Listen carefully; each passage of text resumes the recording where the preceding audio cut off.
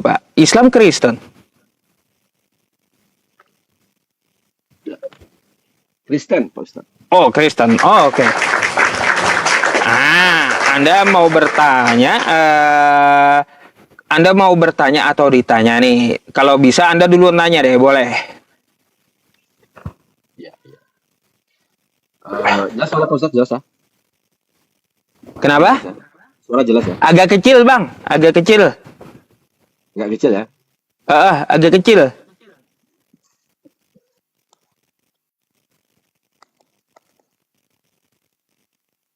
Coba.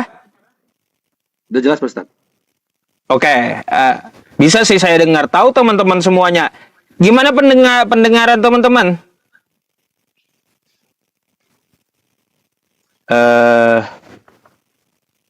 Jelas katanya Bang. Silakan. Jelas ya, oke. Ini, saya mau nanya Pak Ustadz ya. Silakan. Ini kan kita di sisinya kan bagus-bagus ya. Yang penting toleransi Pak Ustadz ya. Bang, kok suaranya makin jauh gitu? Ya kan? Iya, makin hilang suara Abang. Udah lambat hilang gitu. Oh gitu. Iya, pelan banget masalahnya. Udah jelas Pak Ustadz? Udah jelas? Ya, kalau Abang menegaskan udah jelas itu jelas gitu. Cuma waktu Abang ngomong makin jauh gitu. Makin gak kedengaran. Makin kecil. Oke. Kalau Pak Ustadz ya, saya matikan dulu ya Bluetooth-nya dulu ya. Iya.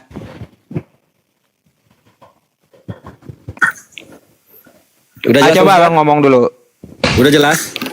Nah, ini gede ini ya. Aduh. Ini baru gede ini. Silakan. Saya pakai headset ini, jadi headset saya murah kayak ini Pak Ustadz. Punya Pak Ustadz mahal headsetnya nih, makanya beda suara Pak Ustadz. Iya. Oke. Ya, silakan. Saya dengar dulu. Oke, bentar Pak Ustadz ya.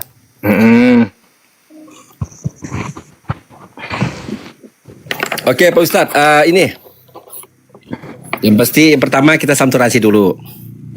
Salam Pertama. toleransi, betul. Kalau di Islam itu kan yang namanya kita nih kan, saya begini Pak Ustadz, perjalanan hidup seorang nabi dulu ya, seorang nabi. Saya apa namanya? Saya yakin kalau Nabi Muhammad itu dia perjalanan hidupnya di tanah Arab itu pasti Pak Ustadz ya. Iya, terus? Maka apa namanya? Ada namanya Ka'bah itu kan salah satu peninggalan ya atau zaman dulu ya. Ka'bah, terus betul. Kalau Ka'bah itu Pak Ustadz di zaman itu apakah itu zamannya Nabi Muhammad atau sesudah Nabi Muhammad Pak Ustadz ya? Kalau sesuai dengan Al-Quran saya, innal awwala baiti wudi'a linnas, itu bangunan pertama sebelum Nabi Muhammad itu, sebelum Nabi Abraham juga, bangunan tua tuh. Oh gitu. Oke. Kan begini Pak Ustadz ya, kalau di kami ini kan Pak Ustadz ya, kan nama ini kan kita sebelum kita ke pertanyaan kita kan ke sejarah dulu Pak Ustadz ya, latar belakang sejarahnya dulu ya. Jadi kalau disebut atau orang mengingat peninggalan itu pasti ada sejarahnya Pak Ustadz ya, itu pasti ya. Oke, terus? Jadi begini, kalau dalam kami itu kan ada namanya Yesus. Itu kan mungkin apa sih dia? Itu kan mungkin karena tempat peninggalannya dulu mungkin di situ makanya orang di sini ya tempat dia ketika disalib, di sini ketika dia apa namanya istilahnya ketika dia dikubur sampai kata Pak Ustadz ya. Jadi maka di kami Kristen itu Yesus itu memang sebenarnya dari Tuhan dengan Allah itu sebenarnya satuan dia Pak Ustadz. Lalu? Jadi itulah makanya kita kan sama-sama, kalau menurut saya ini Kristen sama-sama ada sejarahnya Pak Ustadz ya. Mungkin di Islam kan mungkin di Nabi Muhammad, mungkin dia di tanah Arab kan. Kalau kami ini kan di Kristennya mungkin di tempatnya penyalipan itu kan udah jelas Pak Ustadz ya. Oh di sini dulu katanya tempat penyalipannya bekasnya. Oh di sini dulu ketika dia disiksa gitu bah. Maka kan saya sering dengar juga begini Pak Ustadz ya. Bahasa kawan-kawan kita ngomong begini. Oh mungkin dia punya kamu nih tiga orang kan gitu bahasa anunya Pak Ustadz ya.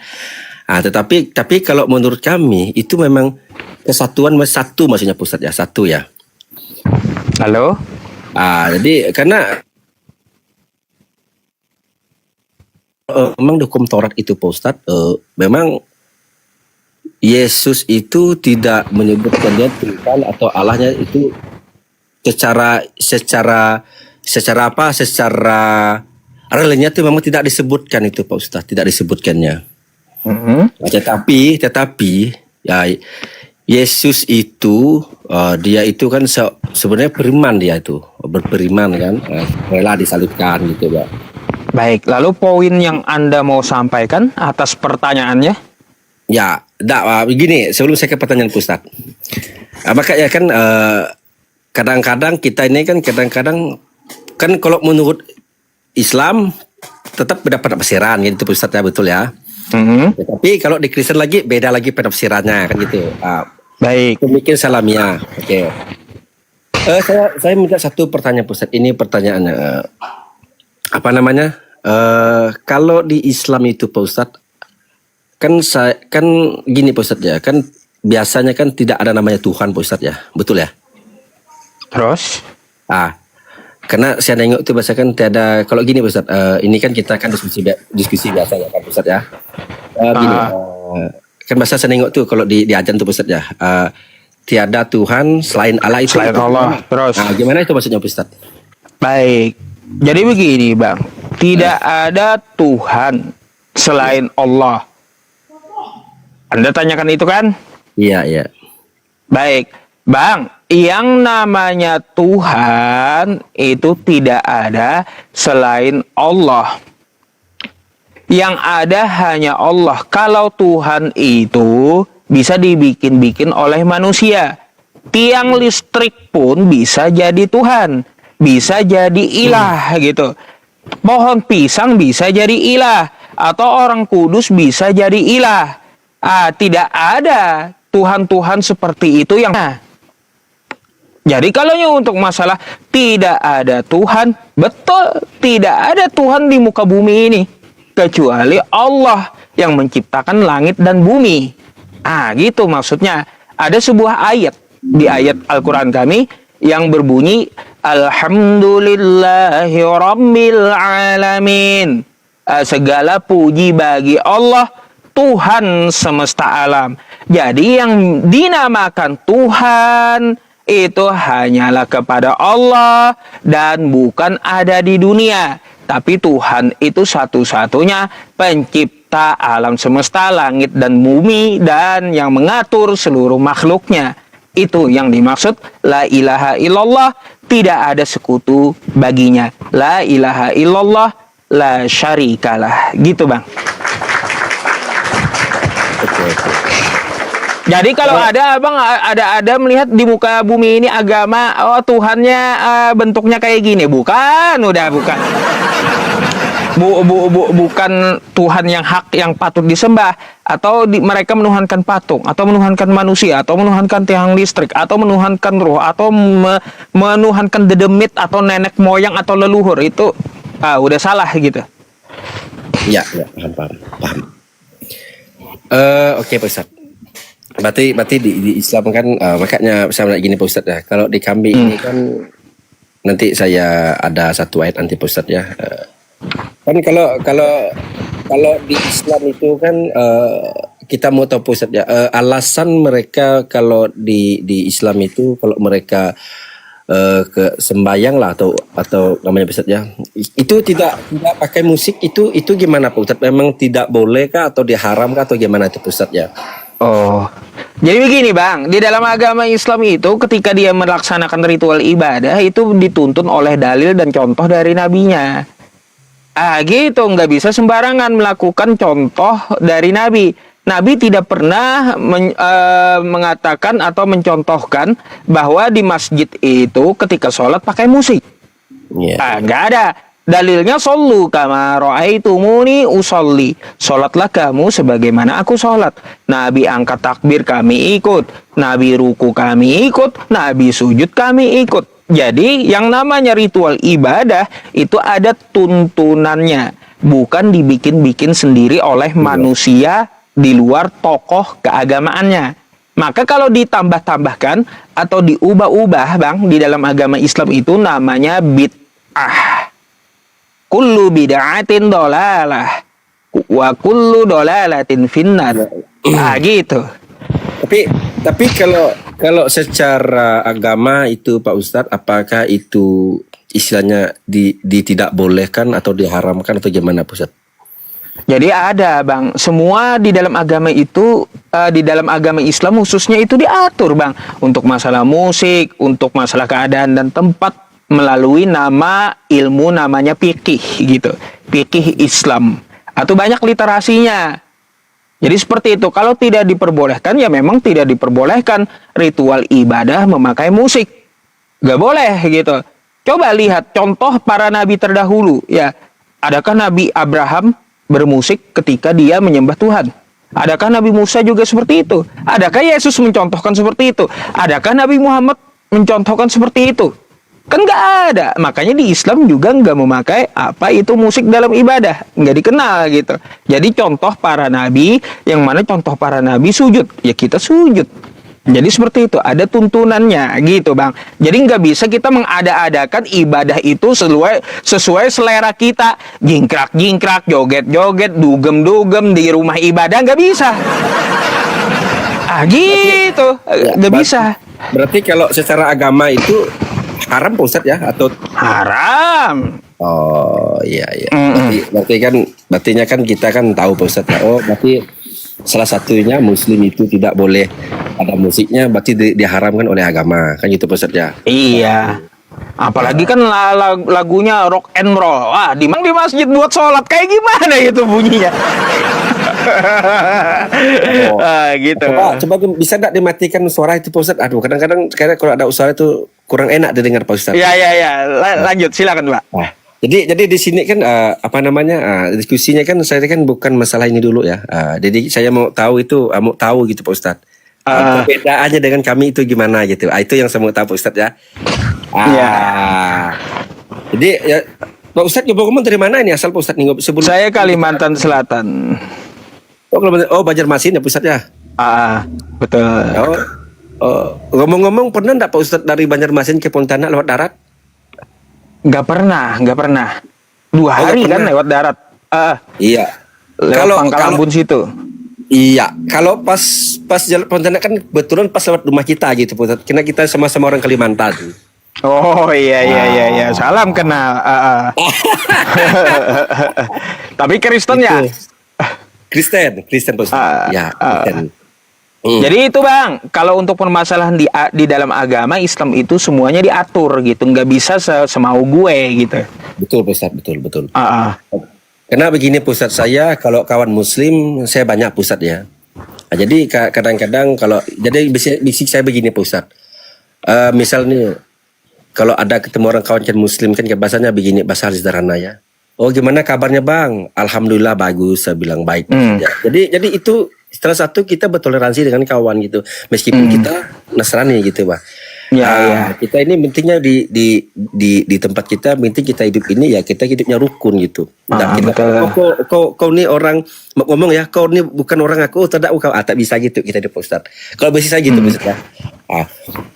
Jadi kita hidup ini kalau diskusi maka saya diskusi tidak mau kayak yang lain-lain selalu menghujat, selalu bilang dia yang benar. Karena menurut saya Pak Ustadz ya, yang penting hidup kita ini baik di agama apapun, yang penting mau dia agama apa aja, yang penting dia itu bisa menaburkan kebaikan, selalu aktif ke tempat ibadah dia masing-masing, itu berkat langsung luar biasa. Itu menurut saya Pak Ustaz. Betul, betul. Masalah kita yang menurut ini diskusi agama ini, yang ini benar, ya semua pun membilangkan punya dia yang benar itu Pak Ustaz ya. Tetapi nanti ketika kita dipanggil di atas nanti baru kita tahu nanti itu siapa yang benar, siapa yang tidak benar. Ini menurut saya Pak Ustaz ya, secara pemikiran salamiah ya. Makanya Pak Ustadz, kalau punya kami ini kan begini, maka kadang orang bilang, ada yang gini. Jadi kalau ini saya tengok Pak Ustadz ya, saya ada satu, tidak salah di Mazmur 100 ya Pak Ustadz ya. Jadi di situlah udah jelas, bersorak-sorai lah, kurang lebih gitulah, sebenarnya tidak Bible kan. Bersorak-sorai lah, kurang lebih begitu bahasanya kan, karena itu juga Allah, Tuhan itu Allahnya gitu. Baik. Jadi situ udah jelas juga menurut kita Pak Ustadz ya, untuk Kristen ya. Udah jelas Baik. juga Pak Ustadz. Sebetulnya gini Bang, sebelum ke situ ya, kalau pernyataan Anda bahwa di gereja itu berjoget-joget, jingkrak-jingkrak seperti itu mengikuti Mazmur, bukankah di Kristen ini tokoh utama pembawa ajarannya itu adalah Yesus? Maka setidaknya seperti umat Islam tadi kan, bahwa tokoh utamanya adalah Nabi Muhammad SAW. Dia mengajarkan ritual ibadah. Nah, saya potong lu sebentar Pak Ustadz. Baik. Begini Pak Ustadz, namanya di Kristen itu Pak Ustadz, tidak semua ada yang berjoget-joget Pak Ustadz. Itu tergantung aliran Pak Ustadz ya. Joget-joget itu biasanya itu aliran karismatik. Memang basicnya seperti itu gitu Pak Ustadz.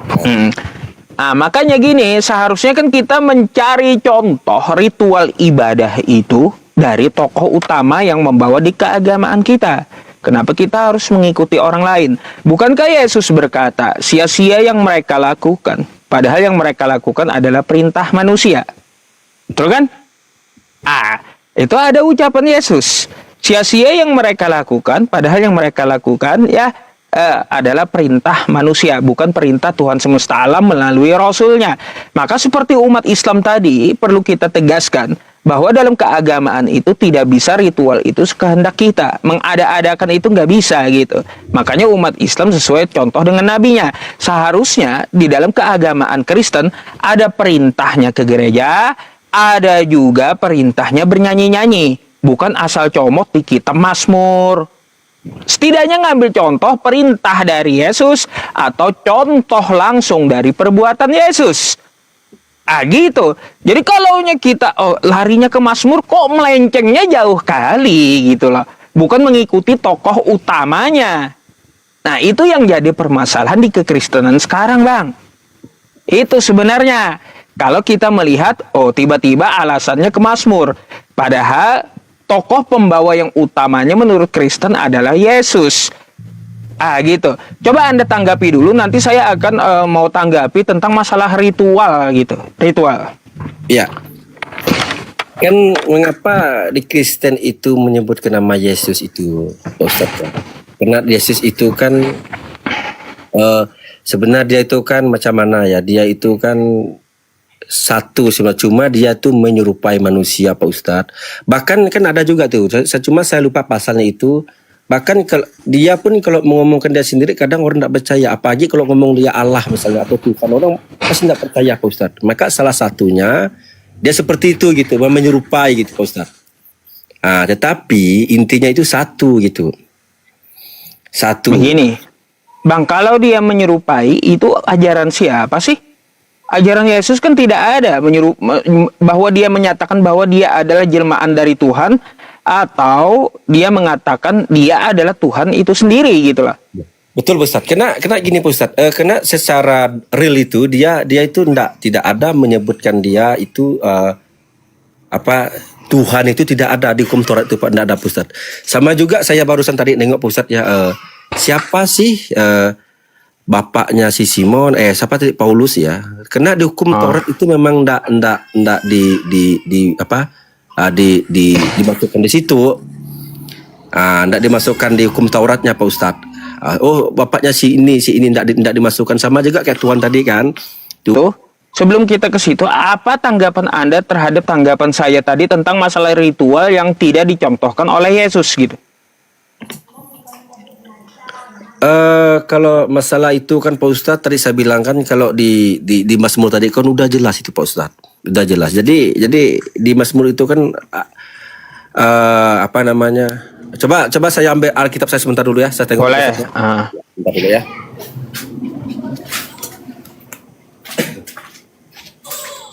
Sungai Lulut hadir. Apa padaan juga.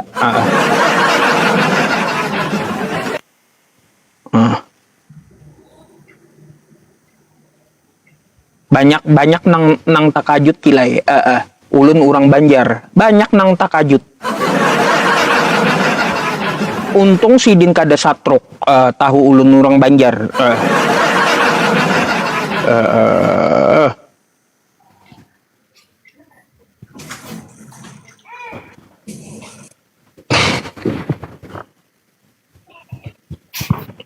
Tunggu ya teman-teman, santai. Ambil kopinya, 1 galon bikin lah ya. Oke. Ini coba saya baca dulu Pak Ustadz ya. Oke, Mazmur 100 ayat kedua. Beribadahlah kepada Tuhan dengan sukacita, datanglah ke hadapannya dengan sorak-sorai. Itu udah pasti Pak Ustadz ya. Ketahuilah bahwa Tuhanlah Allah. Baik. Udah apa? Udah ada ya. Kalau kita lihat di Bang, Mazmur. seharusnya kalau kita mengambil di Mazmur, bukan Kristen yang melakukan, Bang. Tetapi yang melakukan pertama kali itu adalah Yahudi seharusnya. Kena begini Pak Ustadz. Maka ya tadi kan kita kan menyebutnya kan apa? Pertama, kalau di kita itu tidak ada, dia hanya khotbahnya perjanjian baru dan perjanjian lama juga biasa di khotbah juga gitu Pak Ustadz. Oh, gini, pertama-tama kalau Anda mengambil di Mazmur, pasti yang melakukan lebih dulu adalah Yahudi daripada Kristen. Karena kan kita mengetahui Kristen belakangan ada, lebih duluan Yahudi gitu. Kenapa Yahudi tidak seperti Kristen yang mereka bernyanyi atau berjoget ria memuji Tuhannya? Kenapa mereka malah membacakan Torah mereka di depan tembok ratapan gitu atau di bait Allah? Mereka membaca kitab para nabi tanpa berjoget, tanpa musik. Kan alasannya nggak benar kalau Kristen ngambil ke Mazmurnya Daud gitu.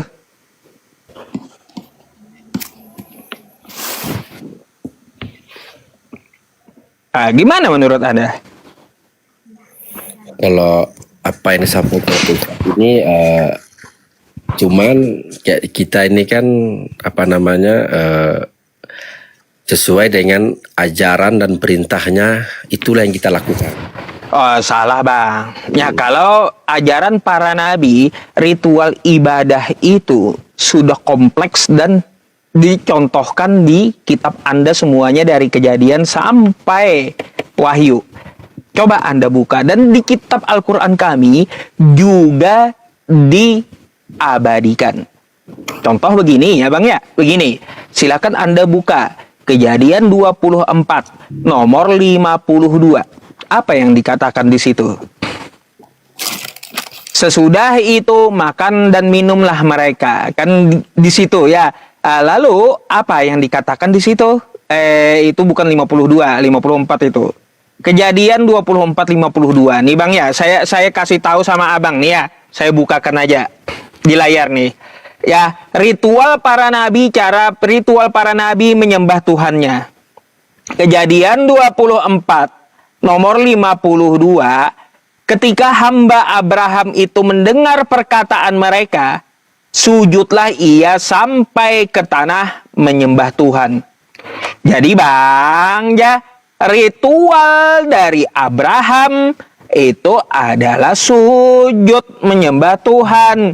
Nah, coba kalau kita lihat di Al-Quran kami, ritual sujud itu adalah praktek sholat Bang yang kita laksanakan di dalam agama Islam.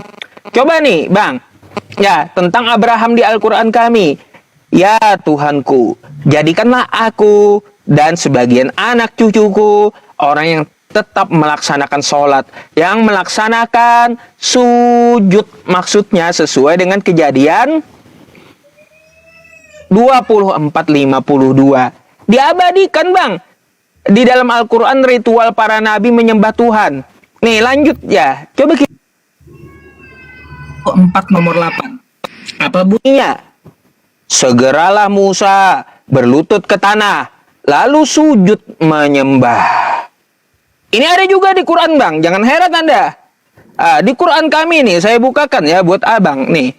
Kalau di Quran kami itu di dalam Quran surah Toha ayat 14 bang. Ya, nih saya bukakan buat abang nih. Nih, silakan nanti Anda tanggapi gitu ya. Quran surah Toha, nih di ayat ke-14. Nih ya teman-teman. Oke.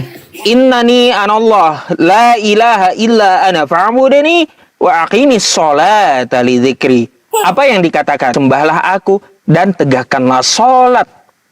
Ini untuk Musa, Bang. Ada diabadikan di Al-Qur'an.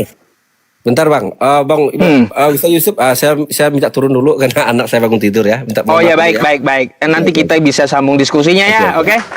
Oke. Oke. Ya, ritual para nabi ya teman-teman. Saya tidak akan putuskan gitu ya penjelasan saya. Jadi ritual para nabi itu ya adalah